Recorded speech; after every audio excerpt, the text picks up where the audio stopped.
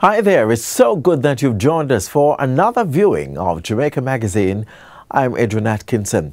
Coming up, the United Nations recognizes its 60th year in Jamaica. Then later, our friend Ricardo Miller over at NEPA tells us why it is important to protect the life we have in the wild right here in Jamaica.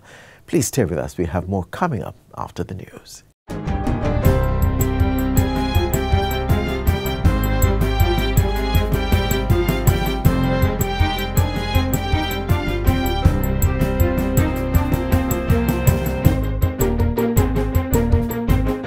Good day, I'm Theodore Henry, and this is your JIS News for Tuesday, September 12, 2023. The government will be undertaking a training program to boost the skills of contractors under the new social housing program NSHP. This results from a review of the program that was aimed at improving efficiency and shortening the construction time, as well as increasing the number of units being delivered and the pool of contractors available. The announcement came from Prime Minister Andrew Holness on Friday during the handover of a 3-bedroom NSHP unit in Buff Bay, Portland. What that will likely mean is that we are going to, one, seek to expand the budget for the new social housing program. We're also going to increase the number of beneficiaries that we are going to attend to per year. To do this, however, our initial assessment is that we do have a challenge with having contractors. According to Mr. Holness, the intention is for the small contractors to eventually grow into medium and larger contractors able to take on other projects that the government will execute. The approach that the government is going to take is one where we will set up almost an incubator, a training program for small and local contractors to work with them, to help them develop their skills, develop their project management, their financial management, help them to understand building construction, architecture, engineering, all the relevant skills necessary to pull together small projects like these in a quick and efficient way. Under the NSHP, there are approximately 60 houses in various phases of construction and which are expected to be handed over to beneficiaries before the end of the year. With this target, Mr. Holness emphasizes the need for the program to be scaled up.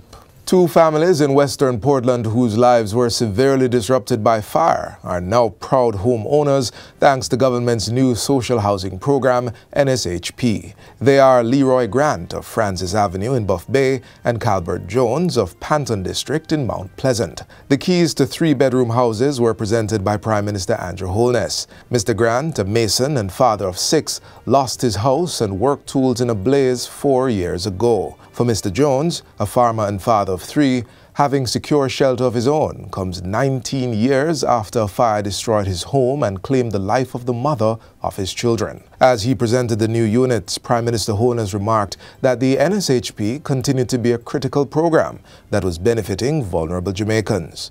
There are many Jamaicans whose housing conditions could be described as substandard, deplorable.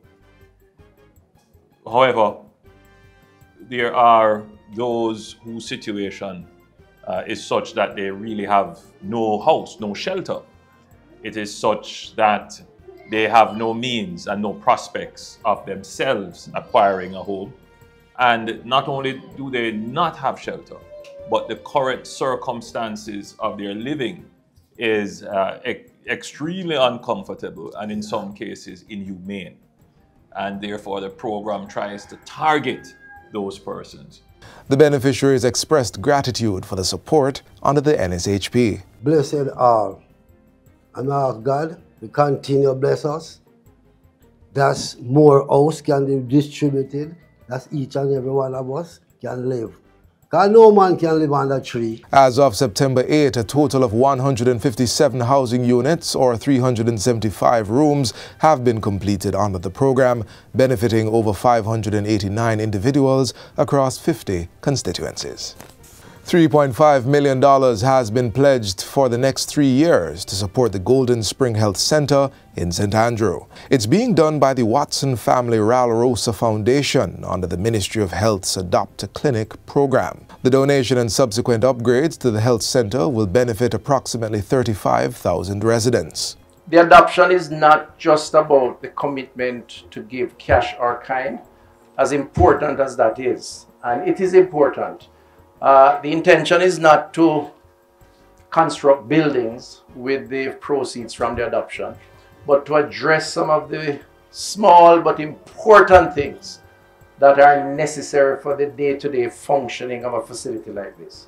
Since the launch of the program in 2017, 48 of the targeted 100 health centers have been adopted, with $200 million committed to their upgrading and maintenance. Director of the Watson Family Ralrosa Foundation, Dr. Jacqueline Watson, says her foundation is delighted to support such a worthy cause and encourages others to join the mission. Community health is critical. It provides the backbone of healthcare services for communities. And at the center of public health is equity. Equity in healthcare is critical, as all people deserve, regardless of where they're from, who they look like, how they speak, to have access to quality healthcare so that they can live their best lives. The Adopt a Clinic program seeks to leverage the philanthropic support of the private sector and the diaspora to improve the primary healthcare system. The country's post and telecom services, Jamaica Post, is being targeted for e-commerce development and other digital transformation strategies to ensure its sustainability. Minister with responsibility for skills and digital transformation, Senator Dana Morris-Dixon, says this is necessary to properly align the sector to ride the wave of the e-commerce boom. Minister Morris-Dixon was addressing regional postal stakeholders on Monday at the opening ceremony of the 25th Caribbean Postal Union Conference. She informed that Cabinet recently approved an automated counter management system to advance modernization of postal services across the island. One of the things we're also doing is looking at how we can have our post offices serve as digital support centers.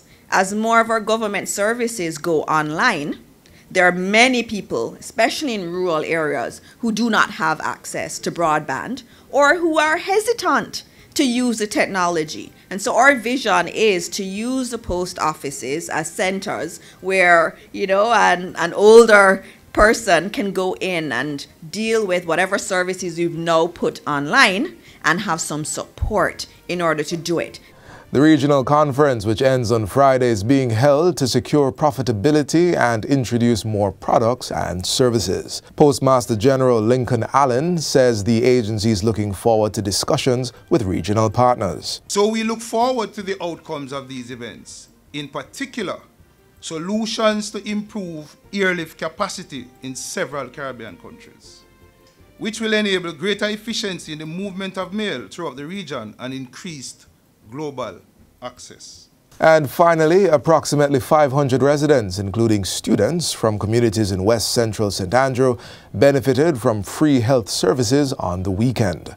The services provided included general health and dental checks, blood pressure, diabetes, and HIV tests, along with the provision of medication. The medical camp was held at the Olympic Gardens Civic Center on Sunday as part of the health fairs being undertaken in all 63 constituencies. It was hosted by the Indian High Commission in Jamaica in collaboration with Prime Minister and Member of Parliament Andrew Holness. The Prime Minister says the health fair was held to address the medical needs of persons in the constituency. This was supposed to be a back-to-school health fair.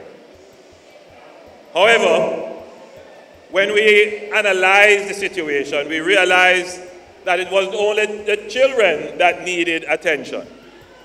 And so we expanded it as well to look after some of our elderly. But we are also offering services basically for all age groups. High Commissioner, His Excellency Rongsung Masakui, says since 2021, the Commission has hosted 29 health fairs benefiting thousands of Jamaicans. When we send out messages, if they could volunteer, there were 40 doctors registered in 1 week to volunteer. Since then again, we have not looked back. Support for the event also came from All Care Pharmacy and Wellness Center, Andrews Memorial Hospital, and other partners. And that's it for JIS News Today. I'm Theodore Henry. Thanks for watching.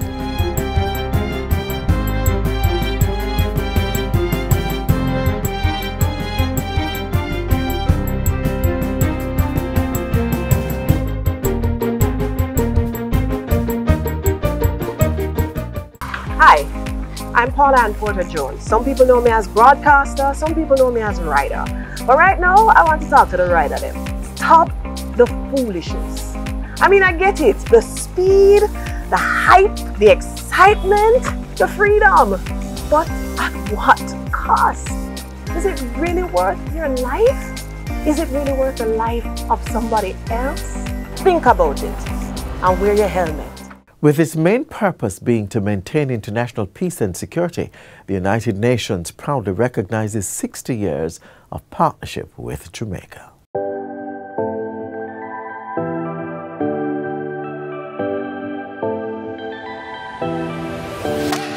"77 years of service to humanity, 60 years of partnership with Jamaica, and the continued push towards the full implementation of the Sustainable Development Goals (SDGs. The United Nations has been working to make the world a better place for all.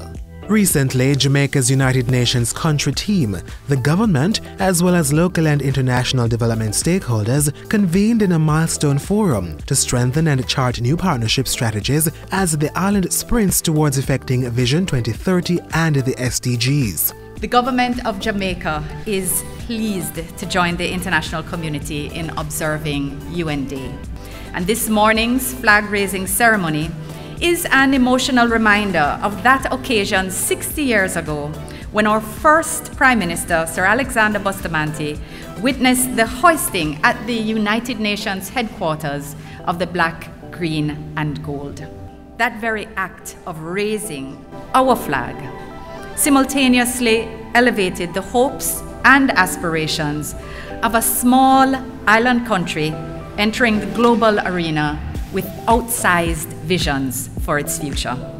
Since then, Jamaica has played an outstanding role in the United Nations system, helping to call international attention to such significant matters as human rights, decolonization, economic cooperation and indebtedness, and of course, women's issues. I think we can all agree that the ideologies have always been driven by a desire to chart the best path for Jamaicans and to afford each man, woman, boy, and child the opportunity to achieve their full potential and have sustainable livelihoods. Of note too is Jamaica's strides in social and human capital development, which coincided with improvements in the macroeconomic condition. Among them, the reining in of inflation, credible reductions in unemployment, and a social safety net reform program. So as we close the curtain on the last 60 years, I think history, once written, will conclude that Jamaica has made notable strides. However, one of my personal guiding principles is to approach every issue from the premise that, as I said, we can do better. The 60-year playback also tells stories of losses and challenges. And though meandering, it is these challenges that underpin the relevance of the United Nations and its pursuit for partnerships for peace, planet and prosperity. The United Nations must remain the space for constructive dialogue and a beacon for sustainable peace, prosperity, and the future of our planet. Friends, the best way to predict the future is to create it. Time is against us, and we cannot foresee or predict the next big upheaval. However, we can prepare for it by building resilient businesses, institutions, social systems, and economies. Our only limitations lie in a failure to recognize and utilize our limitless creativity and ingenuity. I think in Jamaica, we've constantly spoken about talent and not about business. What I think we need to do is look at business models that are viable. So how do you help creatives to partner with people who can help them create the structures that then become a business? Our focus is export, because you're not going to grow and you're not going to thrive through selling to 3 million people. So you really have to take creative product to the international market. As we accelerate towards achieving the SDGs, plans are afoot to delve deeper into Jamaica's largely untapped orange economy, as well as increase partnerships in the blue and green economies. These interconnected sectors, with their immeasurable impact, could turn the tide on our economic progress. Today, notwithstanding our challenges, in that same spirit of optimism, Jamaica reaffirms her commitment to the vision and work of the United Nations and our adherence to the principles of multilateralism, and indeed the place multilateralism holds as a core principle of our foreign policy.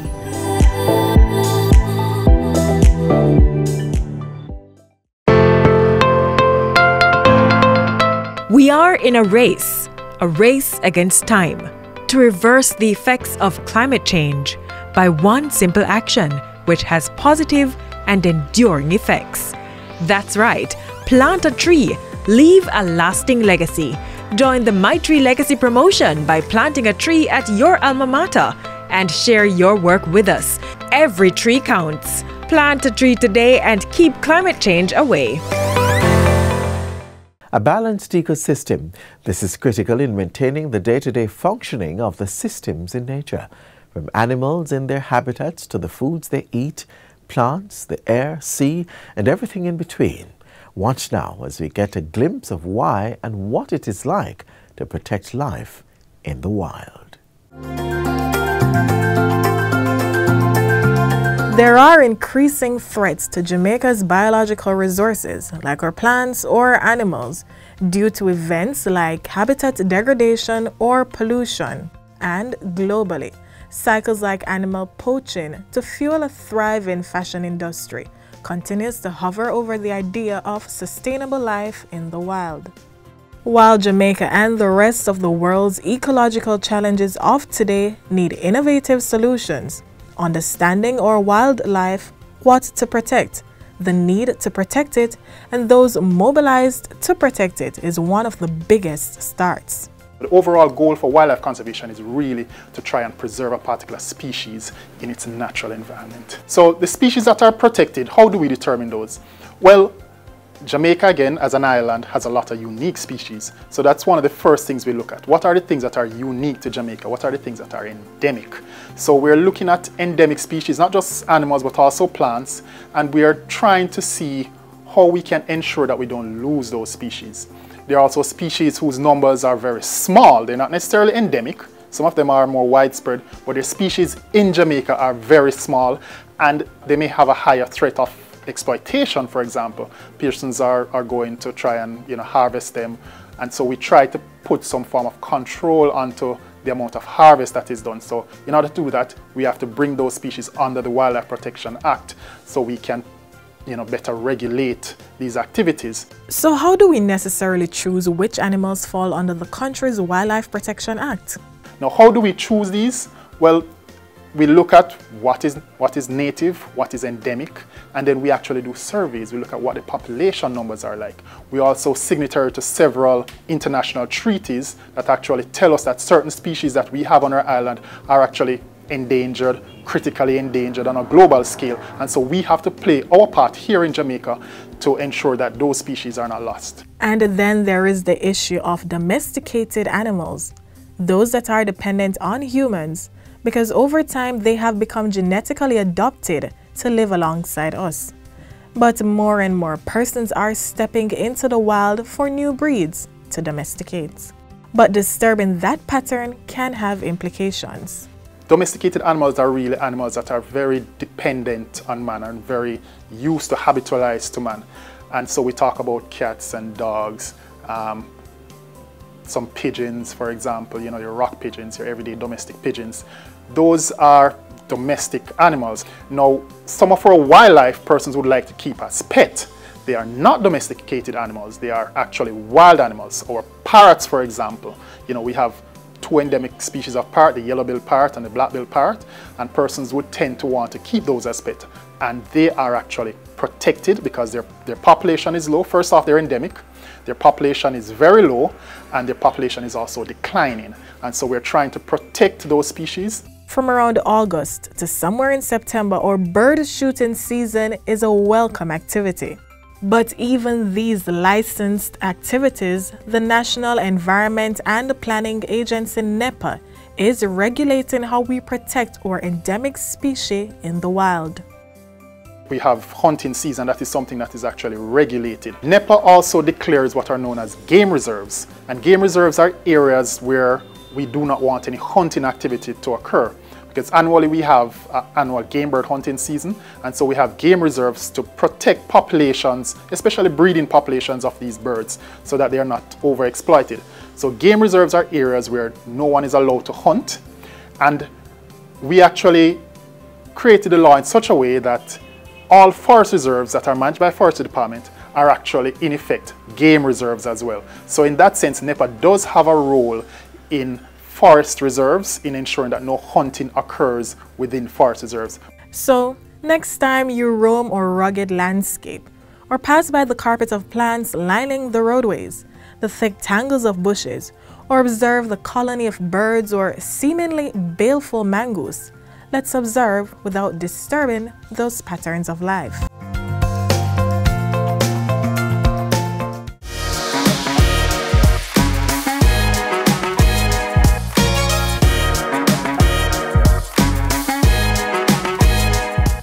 The mouth is like a portal to the body, so it's important to watch what you eat, as the decisions you make may also affect your oral health.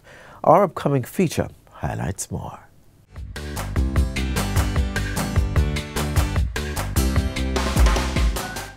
Dental health is really important because the mouth is the entry point of nutrition in our bodies.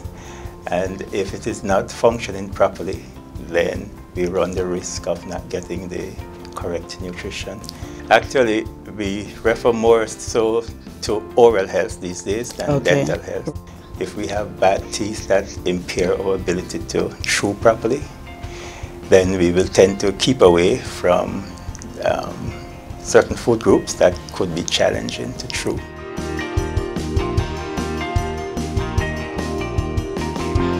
People with bad oral hygiene, people who use and eat, drink a lot of sweets. You can have decay, and you can also have, along with it, periodontal gum disease.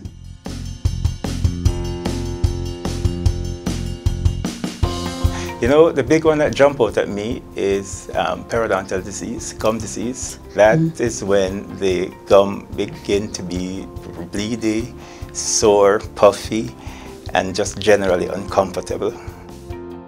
It carries some social consequences, bad breath, and you tend to lose self-confidence. It's so important to have a consultation with your dental personnel, whether the dental surgeon or the hygienist, who will be able to diagnose the needed treatment for such a condition.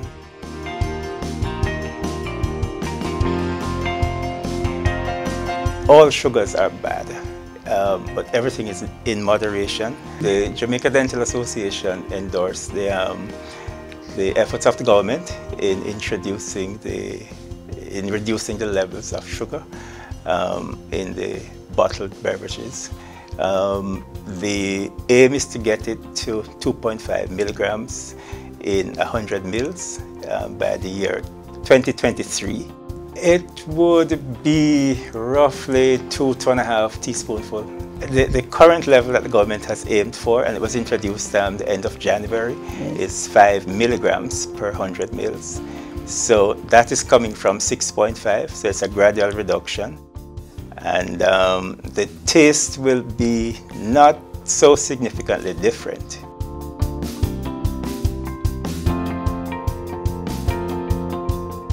As a dentist, I recommend the soft but I'm aware that a lot of patients tend towards the harder ones. It does some damage by cutting a little line at the neck of the teeth, just where the teeth meet the gum line. So we recommend the soft toothbrush. It's really important to begin by putting the brush on the gum. A lot of people avoid the gum because they tend to think that it makes the gum bleedy. It's the exact opposite. It is as a result of not brushing the gum why there is some amount of bleediness. And you should brush in the direction of growth. The top ones, you brush them down in a circular motion, and the bottom ones, you brush them up, covering all surfaces. Don't forget your tongue and, as I said before, the gum itself.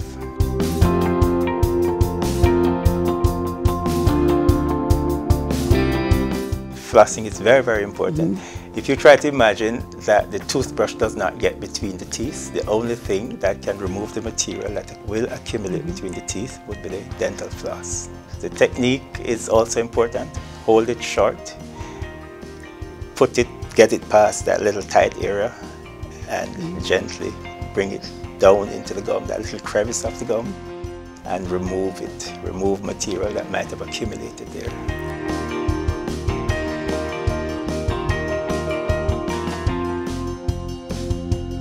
And we recommend 6 monthly checkup. If you tend to be prone to decays, we would really like to see you every 6 months. If you have been checked and you are pretty much okay, a yearly visit would be adequate.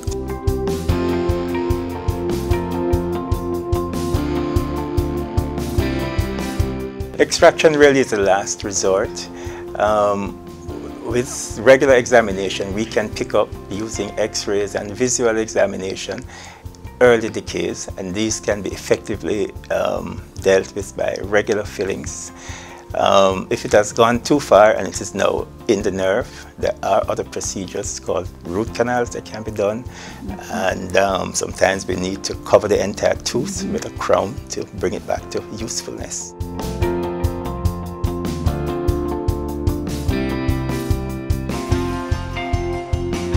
If your teeth are malaligned, just not aesthetically pleasing, or are causing some kind of effect on your body, then they should be straightened. Orthodontic treatment or braces simply mean moving the teeth through bone to put them in a more harmoniously pleasing position.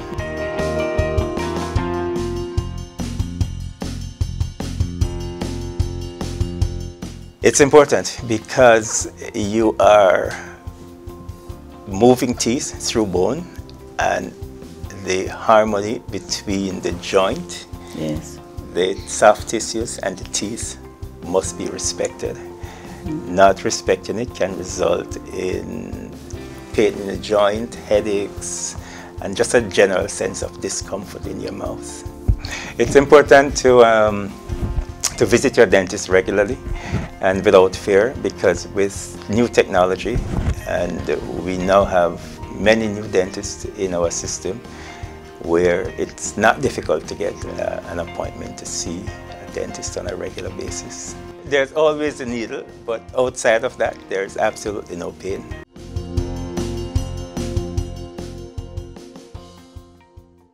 This is where we leave you for today. Please join us again tomorrow when we'll have a lot more knowledge to impart. And of course, you may visit our website, jis.gov.jm, to catch up on this and much more. I'm Adrian Atkinson. On behalf of all of us here at the JIS, thank you so much for watching. This has been a production of the Jamaica Information Service, the voice of Jamaica.